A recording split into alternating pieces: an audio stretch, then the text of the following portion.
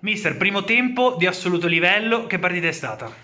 Ma la partita, come dici tu, di assoluto livello, perché comunque contro una squadra sicuramente di grande valore, fare un primo tempo come abbiamo fatto è stato sicuramente quello che ci ha spiegato la vittoria. Poi secondo tempo è chiaro che la gestione della partita è stata giusta, intelligente, nel senso che comunque dopo 6 mesi fermo non è che avessimo poi verso la fine eravamo anche un po' stanchi, poi è giusto dare la possibilità a tutti di giocare, quindi diciamo che il secondo tempo poi l'abbiamo gestito.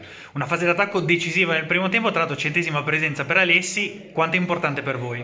Ma hanno fatto, beh, para la carriera, l'ha fatto Diego, quindi alla fine di tutto quello lo sappiamo. Poi credo tutta la squadra è importante, perché poi un giocatore solo non è che possa decidere le sorti di una squadra, direi che hanno fatto bene tutti, quindi quando fai una vittoria così il merito è di tutti.